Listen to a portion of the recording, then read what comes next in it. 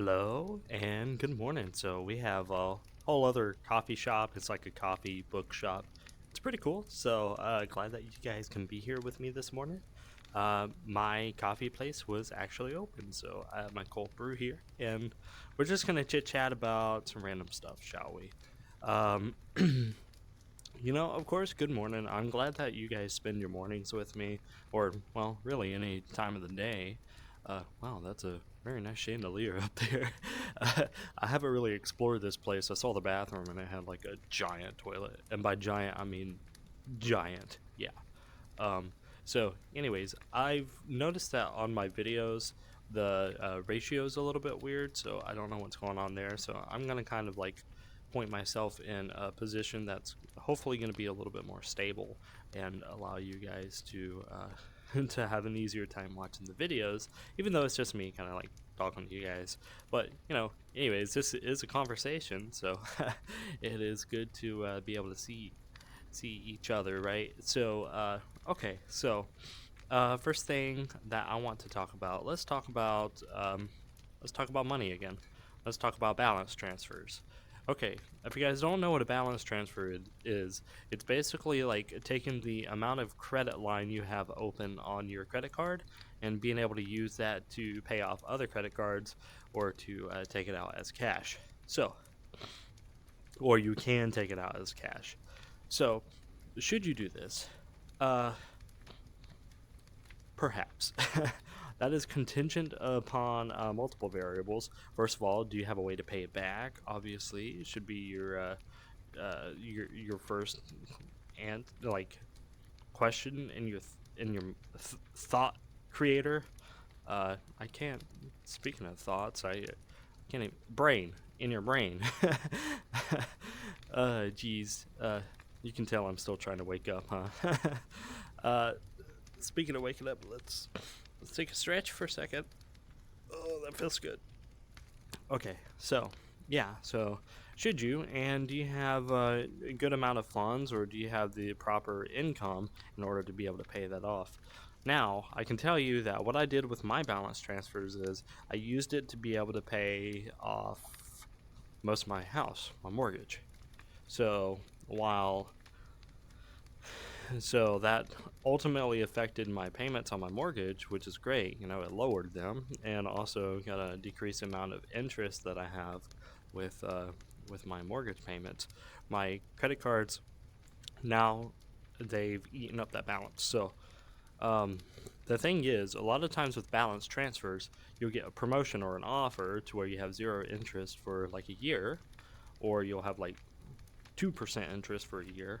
And that's what I did. I utilized those in order to get my house going and stuff like that, because rent is ridiculously high right now. Rent is like, it's legitimately robbery.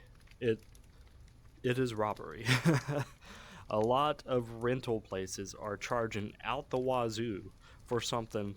For example, my last apartment before I moving into this house and putting all my money into this house was way more worth it than renting where I was. So if I had taken back in 2016, 2017 the same apartment, I would be paying about $450. $450. Okay? My rent was about $675. How how does the value of that apartment didn't go up at all? Why am I being charged for almost $300 more for something that's supposed to be affordable? It's legitimately it's greedy, and don't give me that excuse of price of inflation, etc., etc., etc. You already have the property. The maintenance and supplies shouldn't constitute for an extra almost $300 a month per tenant. That is not how that works. It is just an excuse to steal money from people. That's all it is. And we wonder why we have a housing crisis, or why people are being evicted, or why there's so much homelessness. It's because there isn't proper regulation on on, on renters or rental owners. So it's kind of messed up. So Anyways, for the balance transfer, I did that to get out of that situation because honestly, renting is toxic. Renting is toxic. Like, it is a money hole. It is financial toxicity. You don't get any equity out of it. You don't get any return on it. Now, there are times where you're going to want to rent, obviously. It's not completely toxic. There are proper situations for it. But usually, what you find is people that are renting apartments, especially bad apartments, are there because they have to be there. They have no other choice.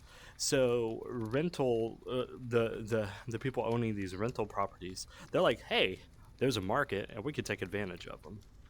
That's kind of what's going on there.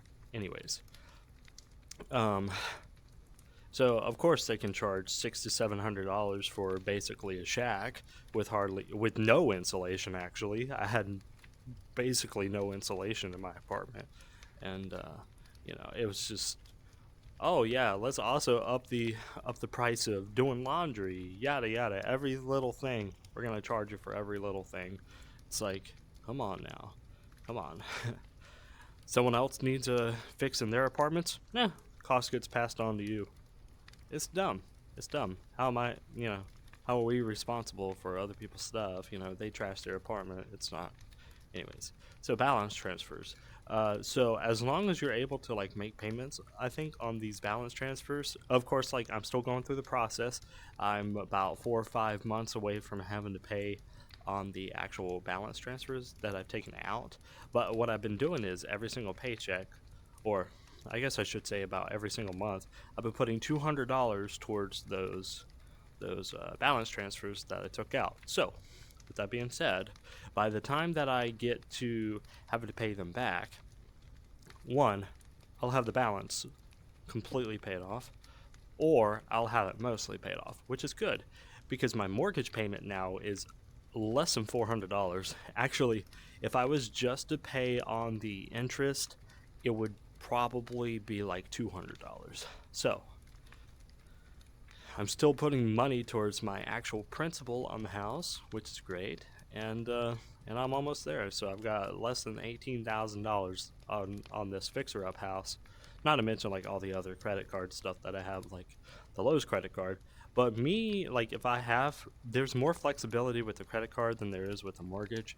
So I feel like it's kind of a good thing. So if, for instance, I need to skip a payment, or if I'm out of a job or something, some sort of hardship, I can use my money to pay on the mortgage still, and then worry about the credit cards later.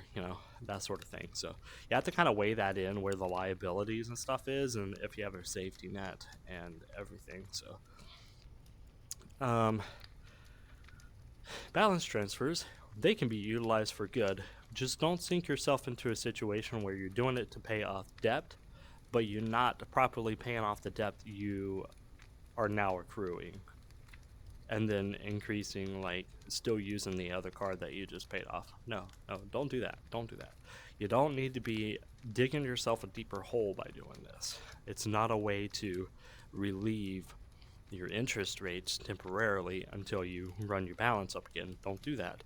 In fact, used to, back whenever I first started doing credit cards and stuff, or credit lines, I would make sure that I had enough money in my debit account and I would pay it off every single month.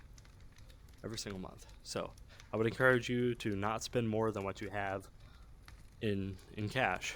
So if you do come across a situation where you have to pay it off, you have the opportunity to. So that's my little tidbit on balance transfers. And, well, thank you for joining me this morning and listening to me ramble on about my situation with balance transfers. And hopefully, this will encourage you to go to Google and, learn more about them. See ya.